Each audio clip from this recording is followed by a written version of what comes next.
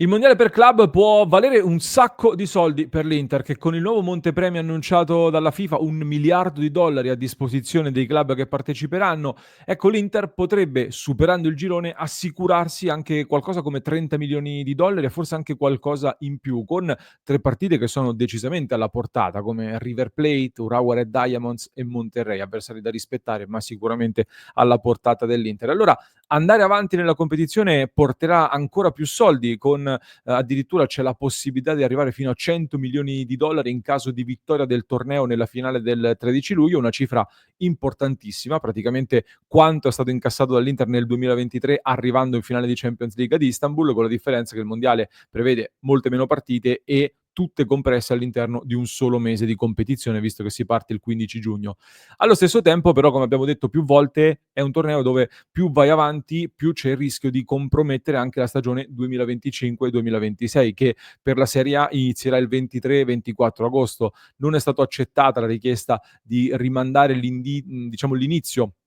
del campionato, le prime partite per Inter e Juventus che saranno al mondiale per club, per cui significa che in teoria la preparazione estiva dell'Inter, il classico ritiro estivo dell'Inter in vista della nuova stagione, dovrebbe iniziare attorno al 17-18 luglio almeno, ma se saremo al mondiale, come detto, fino al 13 luglio, come ci auguriamo, capite bene che c'è un cortocircuito e i conti non tornano tantissimo. E quindi bisogna fare qualche ragionamento che facciamo in questo episodio di oggi. Allora, ben ritrovati amiche e amici passioni interisti in questo nuovo contenuto. Vi invito a lasciare un mi piace, se non l'avete ancora fatto, mi raccomando, clic sul tasto iscriviti, così non vi perdete neanche uno dei nostri approfondimenti anche durante questa sosta. Non ci fermiamo mai nemmeno nel club di Passione Inter, dove ogni giorno la chat è attiva con notizie esclusive, anticipazioni, approfondimenti e contenuti in più, come le chiamate vocali del lunedì sera e non solo. Quindi se anche voi volete entrare nella nostra grande community, www.passioneinter.club, trovate il link qui sotto in descrizione per entrare a far parte della nostra grande community. Del mondiale per club su Passione Inter siamo praticamente gli unici a parlarne ormai regolarmente da 2 anni e a portarvi aggiornamenti costanti su questo torneo, che ha avuto delle difficoltà che piano piano si stanno risolvendo, alcune però rimangono. Un torneo che affascina, che lo stesso Simone Inzaghi ha ricordato fa parte dei 4 obiettivi che l'Inter vuole raggiungere in questo 2025, quindi vedremo un Inter che sicuramente vuole fare una grande figura, sia per discorsi economici, come detto, perché vale tantissimo, ma anche ovviamente per motivi di blasone e di ambizione. Comunque il mondiale è un mondiale e nella formula del torneo ogni 4 anni diventa anche più di spessore, nonostante tutte le problematiche, come detto, che la FIFA sta cercando di risolvere in queste ultime settimane che ci separano dal via. Al tempo stesso, più di qualcuno sostiene che proprio alla luce di queste problematiche, di queste difficoltà che il mondiale viene a creare, ecco, verrà utilizzato da diverse squadre anche per lavorare in vista della nuova stagione, sia sul piano atletico come sorta di prima preparazione per la nuova stagione, che sull'integrazione di alcuni giocatori che verranno testati, come si fa spesso nelle amichevoli. E questo dovrebbe valere, secondo alcuni, anche per l'Inter. E allora sicuramente l'Inter aggregherà diversi giocatori, anche perché ci sarà la possibilità di allungare molto le liste, si partirà addirittura da 50 giocatori, poi dovrebbero rimanere 35, e quindi per avere una lista così lunga non puoi comprare certo così tanti giocatori, perché poi il campionato lo si affronterà con 25, anche la Champions League, al netto di quelli che vanno fuori lista e dei casi speciali di cui parleremo più avanti. Per cui attenzione, perché sarà una lista molto gonfia, molto allargata, grazie anche a diversi giocatori che rientreranno dai prestiti e soprattutto a diversi giovani talenti. Allora, io in particolare in questo contenuto voglio portare alla vostra attenzione 6 nomi di giovani talenti che al mondiale potrebbero essere protagonisti e potrebbero anche giocarsi un pezzetto di Inter magari, a partire dal nome più chiacchierato, che è quello di Francesco Pio Esposito, di cui vi condivido anche ehm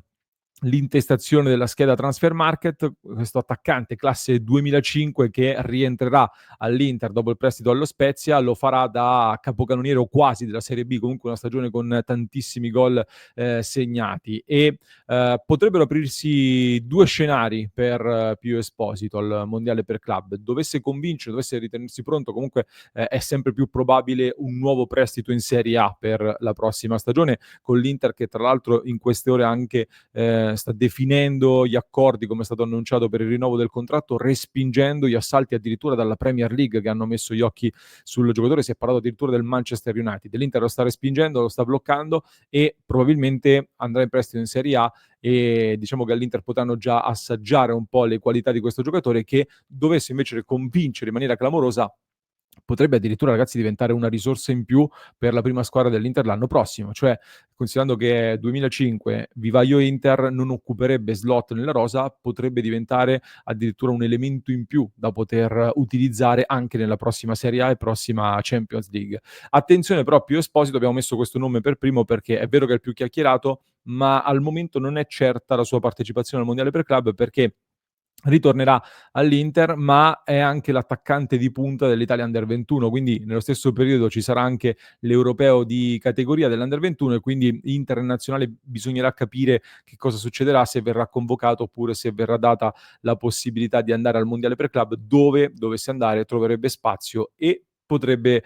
convincere l'Inter, altrimenti probabilmente andrebbe in prestito in Serie A. Un altro nome, ecco, l'esposito dell'anno scorso, forse potremmo chiamarlo così, è Valentin Carboni, anche lui classe 2005, se ne è parlato tantissimo, aveva fatto una buona annata al Monza, al Marsiglia per me era il contesto giusto, ideale, perfetto per farlo esplodere, ma le cose non sono andate come ci si aspettava, visto il grave infortunio che ha avuto al legamento crociato, da cui sta recuperando, dovrebbe rientrare per fine maggio, proprio in vista del mondiale. È rientrato a Milano intanto,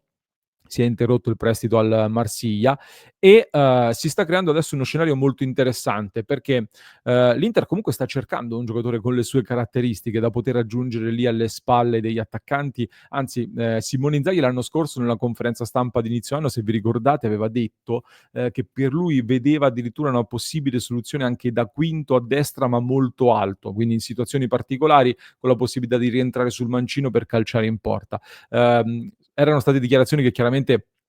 un po' di facciata, nel senso che si sapeva che poi sarebbe partito, però magari Inzaghi qualche ragionamento su Valentin Carboni lo ha fatto, e dopo un infortunio così importante trovargli un mercato all'altezza di quelle che sono le richieste dell'Inter sicuramente è difficile, per cui la tournée negli Stati Uniti servirà per rilanciarlo, magari in ottica mercato, per rimetterlo in vetrina e ricevere magari eventuali offerte elevate con cui fare una grande plusvalenza, oppure anche per lui attenzione, perché se convince, e lui comunque al Mondiale per Club, salvo colpi di scena, ci sarà quasi sicuramente, anche lui potrebbe essere quell'uomo in più nell'Inter di Simone Inzaghi per la prossima stagione, con cui allungare ulteriormente diciamo la rosa. È chiaro che poi non puoi averne troppi, perché bisogna anche farli giocare questi giocatori, ed è un po' il motivo per cui Thomas Palacios, terzo giocatore da analizzare, è stato ceduto in prestito al Monza lo scorso gennaio. Aveva trovato pochissimo spazio all'Inter i primi 6 mesi, al Monza purtroppo non sta andando bene, perché con il ritorno di Nesta praticamente non sta vedendo più il campo o quasi. Difensore mancino, classe 2003, tornerà sicuramente all'Inter al termine del campionato, e anche lui dovrebbe essere uno degli elementi della rosa impegnata negli Stati Uniti al Mondiale. Da capire se riuscirà, ecco, a mettersi in mostra in questo Mondiale per riacquistare la fiducia di Simone Inzaghi, che l'anno scorso in estate aveva chiesto un rinforzo lì in difesa, gli è stato preso Palacios, e quindi la speranza è che dopo il Monza si rimette in mostra al Mondiale, può continuare a lavorare all'Inter e può ritagliarsi un posto nell'Inter dell'anno prossimo, altrimenti ipotizziamo un altro prestito, anche se ci sono state delle squadre che già a gennaio si sono informate per acquistarlo a titolo definitivo, quindi è un giocatore che ha mercato, Thomas Palacios. Um, A proposito di mercato, Petar Sucic, il più atteso in assoluto, possiamo definirlo, è il primo colpo di mercato dell'Inter in vista dell'estate 2025, verrà a rinforzare il centrocampo dell'Inter, anche qua se ne sta parlando tanto. Intanto è rimasto in prestito alla Dinamo Zagabria, dove sta recuperando bene dopo un infortunio, arriverà ufficialmente a giugno e verrà aggregato all'Inter nella sessione di mercato dal 1 al 10 giugno, questa novità annunciata per quest'anno proprio in vista anche del Mondiale per Club, e partirà poi per la spedizione negli Stati Uniti per il primo assaggio di Inter.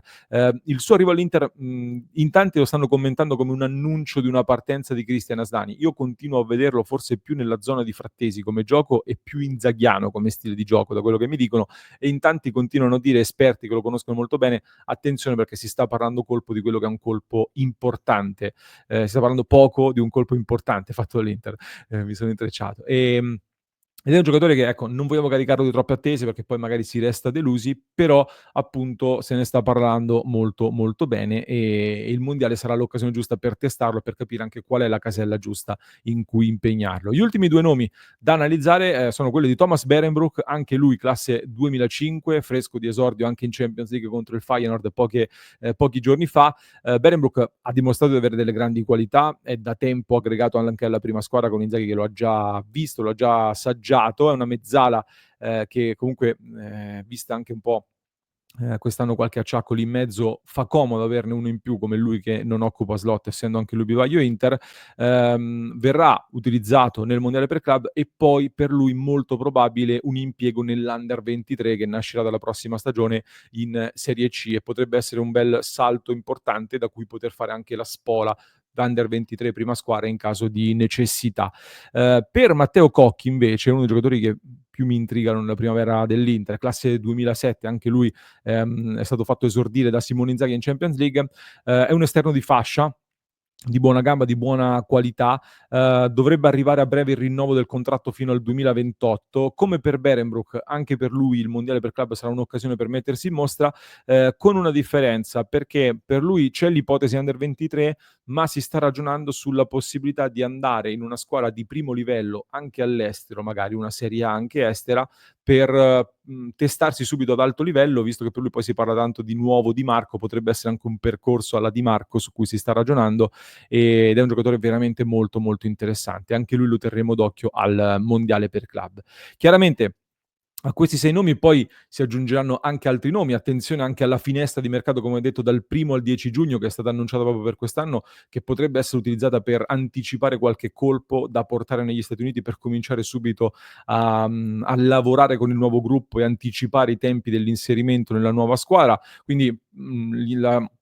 il mondiale per club sarà l'occasione per vedere fin da subito anche qualche nuovo acquisto con ogni probabilità. C'è ad esempio anche la situazione Fabian da tenere d'occhio, un Fabian che l'Inter può riacquistare per 12 milioni di euro con questa clausola dal Bologna. Quest'anno il Bologna con Italiano ha avuto meno spazio, non ha avuto quella crescita esplosiva che ci si aspettava e mi auguravo francamente dopo l'ottima prima stagione con Thiago Motta l'anno scorso, però potrebbe essere un'occasione per l'Inter anche di riacquistarlo, portarlo al mondiale, valorizzarlo ancora un po' e rivenderlo magari durante la prossima estate, oppure tenerselo alla base se dimostra di essere da Inter, oltre agli altri nomi su cui l'Inter sta lavorando, dai difensori e non solo. Per cui vi chiedo intanto tra questi chi vi incuriosisce di più, chi siete più curiosi di vedere al mondiale e poi sono curioso di sapere anche quanta importanza date voi al mondiale per club, quanto lo state attendendo e quanto secondo voi sarà un trofeo veramente a cui ambire con tutte le forze oppure sarà più un torneo da utilizzare come una sorta di tournée estiva molto ben pagata con cui testare i nuovi giocatori e prepararsi anche alla nuova stagione che come detto partirà con dei tempi molto molto compressi. Vi aspetto nei commenti, vi aspetto anche nel club dove questi temi li affrontiamo, li argomentiamo, li discutiamo con i nostri abbonati e le nostre abbonate tutti i giorni con la nostra chat attiva, trovate il link in descrizione. In descrizione per chi ci ascolta in podcast trovate anche un altro approfondimento che invece per chi segue da YouTube potete andare a seguire cliccando qua.